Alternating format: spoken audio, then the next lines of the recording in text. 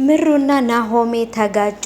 የተጣሉበትን ምክንያት ደግሞ በጣም እያስደሰታት ስለሆነ ቀለበት ገዝቶላት ሰርፕራይዝ እያደረጋት በጣም ጥሩ ነገሮችን እያደረገላት ስለሆነ እሷም ደግሞ እንግዲህ አርግዛ ልጅ ወልዳለት ደስተኛ ለማድረግ እሱን እየሞከረች ነበረ።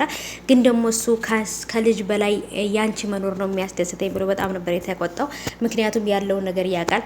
ቤቲም ደግሞ እንግዲህ ያለችበት ውሸትና ማጭበርበሯ ወይንም ደግሞ ድራማዋ እየነቁባት ይመስለኛል። በተለይ ጽናት ብዙ ጊዜ እንትን ስለምትላት እቃዋን ስታስተካክልላት ስልክ አግኝታለች። ስለዚህ ደግሞ አንድ አይምሮ ተማሚ ደግሞ አይደለም ታች ስልክ ይቅርና ከሻፍ ስልክ ትንሿን ስልክ ራሱ መያዝ አይችልም። ይሄ ደግሞ በጽናትና በኪራ መሀል ላይ በጣም ትልቅ ችግር አምጥቷል። ሰላም ሰላም፣ ውድ የተከበራችሁ የቻናሌ ቤተሰቦች እንዴት ናችሁ? ከኔ ጋር ሁሉ ሰላም ነው። ሰላማችሁ ይብዛልኝ ባላችሁበት ውድ ቤተሰቦቼ።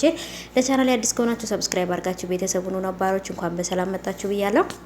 ቤተሰቦች እንግዲህ ጽናት የቤቲ ሻንጣ ውስጥ ወይንም እንግዲህ ልብሷን ስታስተካክልላት ታች ስልክ አግኝታለች። ይህን ማለት ደግሞ ከእናቷ ጋር ያለውን ነገር እያወራች ከእናቷ ጋር እየተነጋገረች ይህን ነገር እንደምታደርግ ነው እንግዲህ የተረዳ ነው።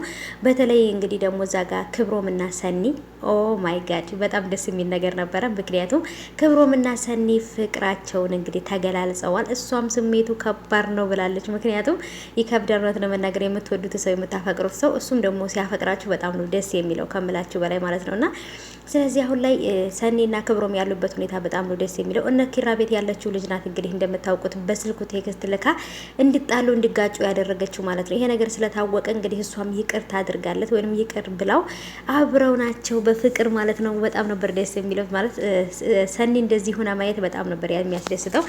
ለሱ ብላ ሁሉ ቤት ቀይራ ነበር ማለት ነው። ቤተሰቦቼ እሱን እንዳላለ ማግኘት ብላ ቤት ሳይቀር ሁሉ ነበር የቀየረችው።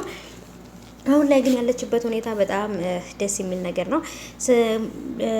ጽናትም ደግሞ አሁን ላይ ያለችበት ሁኔታ በጣም ትንሽ ይከብዳል። ምክንያቱም ሁሉን ነገር እየተጠራጠረች ያለችው ነገር እውነት እየሆነ እያየችው ስለሆነ ትንሽ ይከብዳታል ለሷ ብዬ አስባለሁ። ምክንያቱም በተለይ ደግሞ እብድናት ተብላ ቤት ያለች ልጅ ከሻንጣዋ ከልብሷ ውስጥ ስልክ ሲገኝ እንግዲህ አስቡት ማለት ነው። እና በጣም ከባድ ነው እንግዲህ ልብሷን እያስተካከለችላት ስልኩን ስታገኘው በጣም ነበር የደነገጠችው።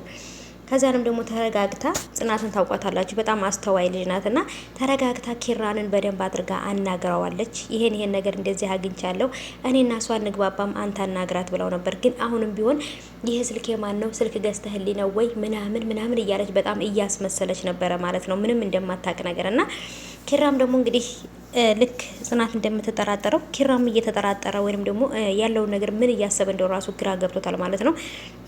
እንግዲህ የገዛ ልጇን የጽናትን ልጅ ገላባታለች። ጽናትንም ብዙ ነገር አድርጋታለች። በመርዝ ሁሉ መረዛ ልገላት ነበርና ይህንን ሁሉ ያ ነገር ያደረገች ልጅ አሁን ላይ አምነው መድኃኒቷን እስከምጨርስ እስከሚሻራ ድረስ ብለው ቤት አምጥተዋታል።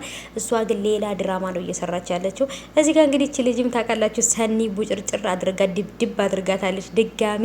ድጋሚ ሰኒ ፊቷን እንዳታያት አድርጋ ነው እየደበደበቻት ማለት ነው። ሰኒ ይመቻት። የእውነት መብት ማስከበር ይባላል እንደዚህ ነው እንዴ ቦጫጨረቻት ማለት ነው። ቤተሰቦች አላስተረፈቻትም ማለት ነው።